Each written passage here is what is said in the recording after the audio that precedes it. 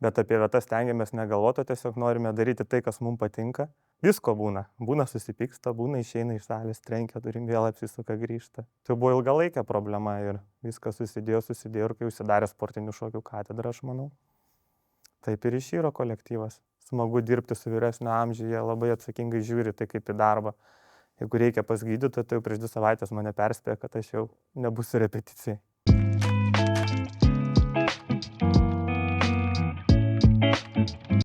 Sveiki, mėly ir malonūs Studentų lango žiūrovai. Šį kartą aš, antrojo kurso žurnalistikos studentas Rapolas Neniškis, kalbinsiu profesionalų šokėją ir trenerį, Klaipėdos universiteto Lotynų Amerikos sportinių šokių komandos Danė trenerį Tadą Romeiką. Labadiena. Sveiki. Tai ką jums reiškia šokis? Kodėl tai yra jūsų aistra? Šokis tai yra, nežinau, gyvenimo būdas dabar gal mano. Nes jeigu pasirinki tokį darbą, dirbti, tai jau ir gyveni tuo. Nėra taip, kad pabaigęs darbą grįžti namo ir pamiršti šokį. Ieškai kažkokių naujų idėjų, žingsnių ir taip toliau. Tai gyvenimo būdas tiesiog man yra. Šiaip šokis yra priskiriamas kaip viena iš meno rūšių. O kaip yra su sportiniais šokis? Ar tai yra irgi kaip menas, ar visgi labiau sportas? Tai tokia amžina diskusija iš tikrųjų yra, nes ir menas, ir sportas viename. Sportiniai šokiai dabar daugiau jau yra sportas, manyčiau, nes labai daug sporto reikalaujantis, labai išsivystęs paliko, bet kas liečia mūsų universiteto komandą, tai yra vis tiek menas. Mums reikia kurti kompozicijas, kurti vaidmenis. Tai ir tas negalima išskirti ar ten. Turim sportuoti kaip sportininkai ir dar atrodyti gražiai kaip menininkai. Čia taip viskas susilieja, taip ir menas su sportu. Taip. Turim būti labai aktyviai pasiruošę, fiziškai stiprus, bet ir atrodyti gražiai, nes, sportininkas, bėgikas gali tik tai bėgti, jam nereikia būti gražiai, o čia merginos turi būti ir gražios, ir šypsotis, ir viską, ir atlikti labai sunkius fizinius pratimus, žingsnius. Kaip ir kiekviena meno rūšis turi savai perteikia tam tikras prasmes. Pavyzdžiui, per dailėje per spalvas, linijas, literatūroje per žodžius perteikiamas prasmes, o šokė taip išeina, kad per judesius. Per judesius. Tai ką jums, tokia kaip ir kalba yra savotiška šokyje judesiai. Ką jums jie byloja? Ką kalba judesiai šokių aikštelė, būtent sportinių šokių gal labiau? Kalbant apie porą, tai yra vienas judesys. Kalbant komandą, mes turim būti labai vienodi ir sinchroniški. Tai du labai skirtingi irgi dalykai. Jeigu kalbant apie mūsų universiteto komandą, tai mes visos 8 merginos turim būti labai vienodos. Tai turim šlifuotos judesius ir vėl tas išreiškimas yra kitoks, nes turim būti panašus. Jeigu šoka pora, tai jie yra individuali pora ir jie gali perteikti individualiai visą jausmą. Tai meilė, neapykanta ir taip toliau. Tai iš esmės yra jausmus išreiškia, tie judesiai jums. Tai dabar pakalbėkime apie jūsų minėtą universiteto komandą. Jūs treniruojate sportinių šokių komandą Danė, kuris formavo prieš metus. Tai ir atrodo iš jūsų įvairių pasiekimų, jūs dabar grįžote su bronzos medaliais iš Europos čempionato, kad tiesiog žuvėdros legendinės pėdomis sekate. Kodėl ėmėtės gaivinti sportinių šokių komandą universitete? Tas gaivinti taip įdomiai skamba tiesiog. Nes vis tiek ta žuvėdra prieš 10-metį kaip ir nustojo egzistuoti, o dabar vėl universitete jūs pradedat kurti kažkokią. Aišku, visa tai yra Skaistės Itelevičienės dėka ir Romaldo, tai yra jūsų žavėtas, gal, nežinau, kai aš buvau studentas, komanda dar buvo gyva, šoko ir man paliko didžiulį įspūdį ir visada tas žanras formation man labai patiko, žavėjo, tai gal dėl to labai norėjau sukurti komandą.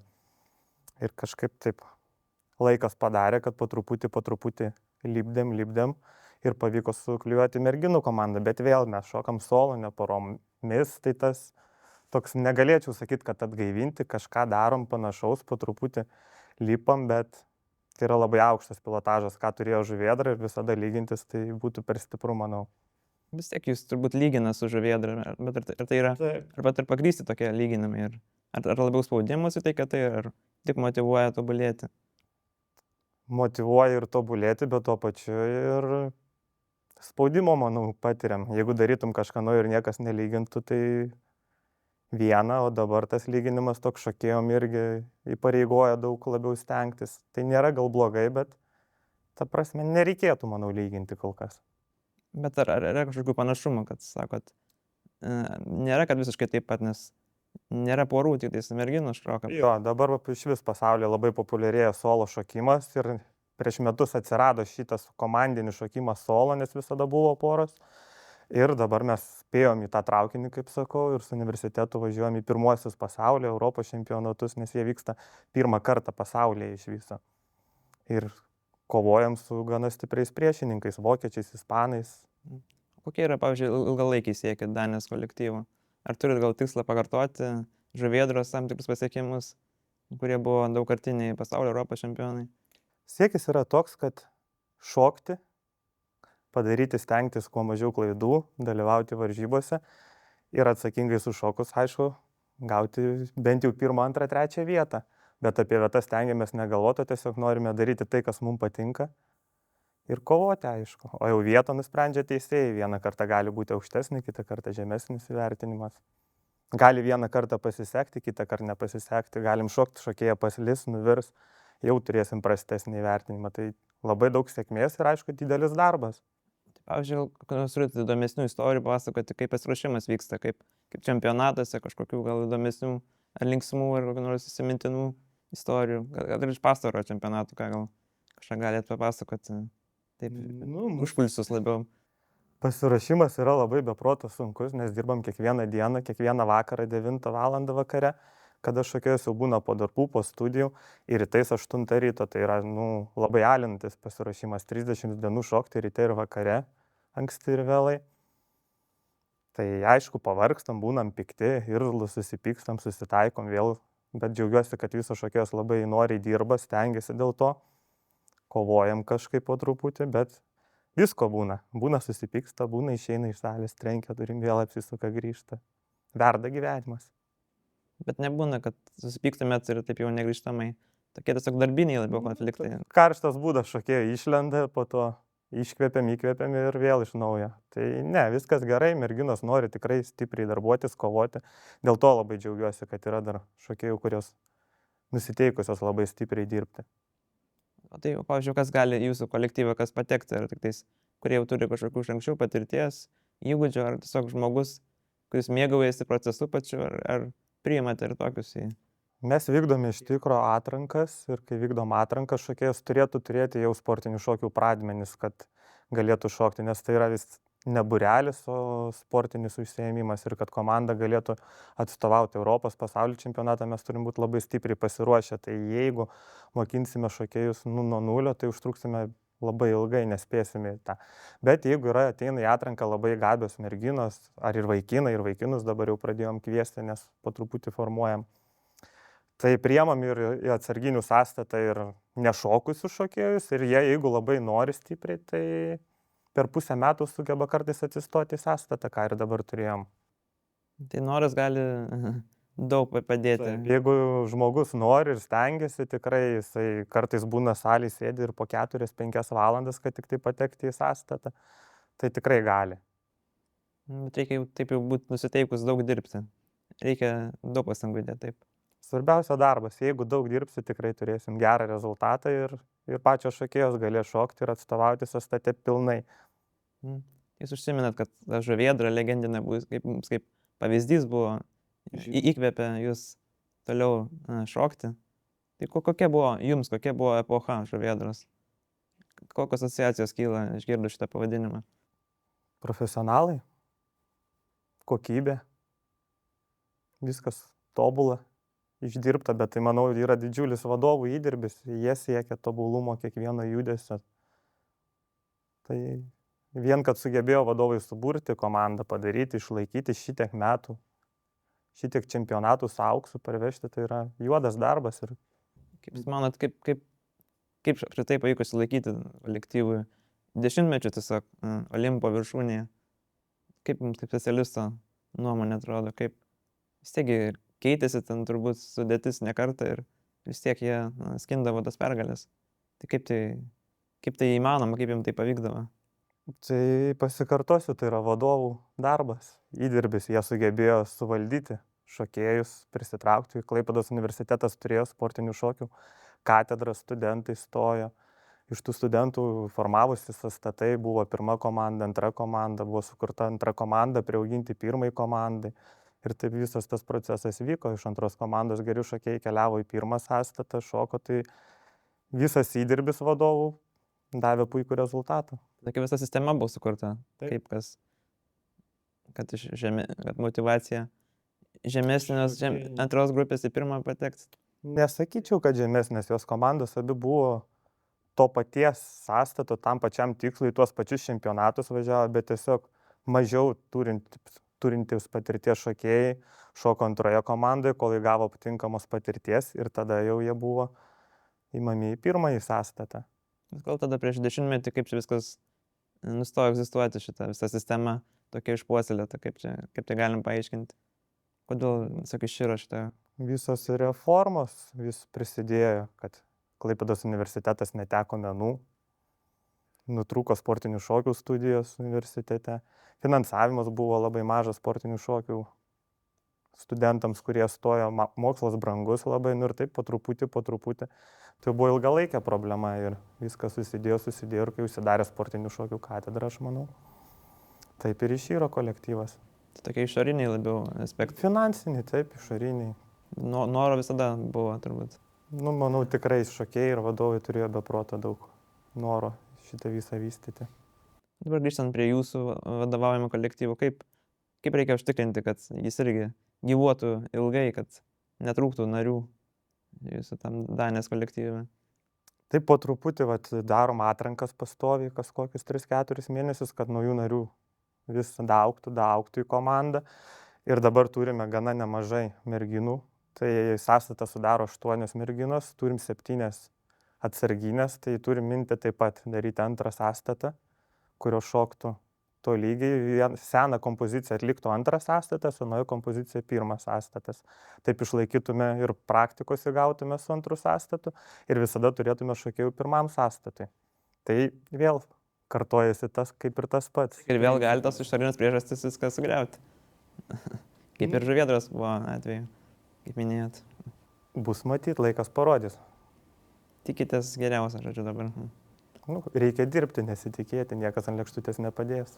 Tai dar turbūt reikėtų paminėti, kad jūs dirbat ne vien universitete, dar ir vaikus treniruojate ir tokią vieną įstabę seniorių komandą iš Kretingos, kuri visus stereotipus daužo šipulius ir tarptautinis turnyras netgi skina pergalės. Tai kaip jums pavyksta tokias skirtingas grupės užkrėsti tuo šokio virusu? Nuo vaikų iki studentų ir iki jau seniorių. Toks mano darbas, kaip aš sakau, auginam vaikus, pasiemi darželį šokėjėlius, po to juos augini, jie užauga. Tada atkeliauja iki studijų jis komanda ateina, jau dabar atėjo į atranką mano 2 šokėjos, užaugintos 6 metus šoko. O seniorės aš nežinau, taip netyčia gavosi tas kolektyvas pas mane. Bet kažkaip susidraugavom. Buvo sunkiausia gal tą kolektyvą išvežti į viešumą, nes jos labai kompleksavo rodyti save. Bet su laiku kažkaip pavyko. Vienos varžybos, antros, pamatė, kad visai smagu dalyvauti, važiuoti. Ir kažkaip taip šokam, dirbam, statomės naujus šokius. Šokėjos labai atsakingos, labai eina, kas smagu dirbti su vyresnio amžiuje, labai atsakingai žiūri tai kaip į darbą. Jeigu reikia pas gydytoją, tai jau prieš 2 savaitės mane perspėjo, kad aš jau nebūsiu repeticijai. Su jaunimu būna tokių problemų, kad dėl to atsakingumo jūs minėjote, kad studentai, pavyzdžiui, kažkas atsitinka, neteina, neįspėja. Būna kartais ten vitaminų susileidžia, negali ateiti į repeticiją, skauda, dar kažkas, bet negaliu tikrai skųstis, kažkaip man sekasi turbūt su šokėjom. Visos tikrai eina į repeticijas atsakingai ir džiaugiuosi, kad turiu tokius šokėjus. Tai šiaip sutarėte su visais, tiek su senioriam, tiek su studentams, tiek su vaikais. Aišku, būna visko ir būna pasipykstam ir taip, bet šiaip jo, tikrai randam kažkaip bendrą kalbą. Tai jūs šitą veiklą būtent tokias šiek tiek labiau atstumtas grupės įtraukėt, nes tiek seniorai dažnai sako, čia gal tarp 4 sienų jau turėtų sėdėti, čia dabar lenda į viešumą į žmonės. Ar jūs jaučiat, kad tokią misiją atliekat tuo pačiu? Nejaučiu, tiesiog man smagu, kad mano senjorai yra labai aktyvūs, tuo pačiu labai džiaugiuosi, kad gali parodyti puikių pavyzdį, kaip sakot, kad daugelis senjorų ten išėję į pensiją sėdi namuose užsidarę, niekur neina ir viskas blogai, o mano senjorai bėga, lekia, skuba, ruošiasi ir tas jų aktyvus elgesys, tikiuosi, kad užkrės ir kitus senjorus aktyviau gyventi. Dar reikia įdomu paklausti, kaip susikūrė ta seniorių grupė? Kaip jūs pradėjote jas treniruoti? Prieš 5 ar 6 metus Kretingos kultūros centro direktorius man paskambino ir paklausė, ar nenorėčiau kartais ten sportinių šokių užsiėmimų pravesti. Ir taip gavosi, kad ten tiko užsiėmimai rytais, nes vakarai yra labai užimti treniruotėm. Ir aš atvažiavau ir jų iš karto pas mane ten labai daug, kad jau bijau pameluoti 30-35 gal senjorai pirmo susitikimo. Ir ten labai daug aktyviščių buvo, labai norėjo šokti, tai mes ten pašokom 3 mėnesius ir išėjom į koncertą, į varžybas išvažiavom, ir po truputį tai viskas augo, kol nesulaukėm karantino. Atėjus karantinui truputį viskas nuslūgo, bet manau tas labai irgi į naudą, nes po karantino iš vis labai norėjo visur važiuoti, dalyvauti ir mes iš karto po karantino išvykom į Lietuvos čempionatą, jos laimėjo 1 vietą, po to ten į varžybas vienas kitas, ir išdrąsėjo iki tol, kol pavyko išvežti net ir iki Ispanijos. Tai reiškia, noro tikrai netrūksta. Ne, ir šiandieną pasisiuvo jos naujas sukneles, jau viskas turim, tai lapkričio 10 važiuojam vėl į varžybas, pristatysim naują šokį ir naują aprangą. Tai gal tiesiog nėra, taip galvojant bendrai, gal tiesiog nėra pasiūlos pakankamai, kad senjorai ypač galėtų pasirinkti kažkur dalyvauti kažkokiose tokiose veiklose, kad ir šokiuose. Ar netrūksta pasiūlos kažkokios? Aš manau, kad tikrai turi pasiūlos, nes yra linijiniai šokiai, kur senjorai labai mėgsta ir visokie. Tikrai galima eiti į tos užsiėmimus, vyksta šokiai. Klaipėdai ypatingai didesnis pasirinkimas, Kretingui gal truputį mažesnis, bet svarbiausia, kad jos vyksta. Į koncertinę veiklą įsitraukia, į varžybas važiuoja, nes daug senjorų šoka, tikrai lanko tų šokių ir tokiuose uždaruose rateliuose jie šoka, o į viešumą ne visi važiuoja. Kodėl, kaip manot, kodėl nenori viešumoje rodytis labiau? Aš manau, kad truputį kritikos bijo pas mus, taip yra, kad jeigu kažkas kažkur pakritikuoja, tarkim šokti Kretingoje, jiem yra pats blogiausias dalykas, koks gali būti turbūt. Nes jie bijo šokti, tai kaimynas, tai kažkas savo, o šokti arenose jos gali, nes jūs nieko, sako, nepažįstam, tamsu, nieko nematom, mums smagu, sako, visi ploja. Tai tas pareigos jausmas, jos bijo suklysti, kritikos bijo. Tai gal toks labiau lietuviškas bruožas bendrai? Manau, kad taip. Užsienį nuvažiavus jos visiškai nieko nebijo, jos drąsiai eina ir sako, niekas nepažįsta, nors transliuoja per pusę pasaulio mūsų varžybas, rodo ir Lietuvoje toj pačioje rodo, bet jos visiškai nebijo ir šoka drąsiai ir daug gyvesnės. O Kretingui, tam pačiam kultūros centre reikia pakoncertuoti, jos ir klaidų privelia, nes mes bijom, sako, šok namie. Toks gana paradoksas, kad išeina, kad namie bijo, o Ispanijoje, pavyzdžiui. Ar Ispanijoje, ar šiaip kokioj nors arenui, Lietuvos čempionate, ten arenos vyksta varžybos, sportinių šokių federacija, kur organizuoja, jos irgi taip pat nebijo. Jos, būtent kaip jokiuose savam kaimukė baisu šokti, o visur kitur išvažiavus yra viskas labai gerai. Tikrai, tada tokį paskutinį klausimą, tokį gana platesnį paklausiu. Kas jums įprasmina gyvenimą apskritai?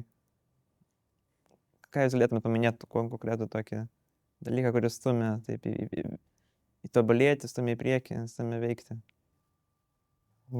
Aš manau darbas, nes iš tikro, kai dirbi su šokiais, labai daug reikia laiko praleisti, visas dienas dirbi su treniruotėm, pradedi anksti ryte, pabaigi vėlai vakare.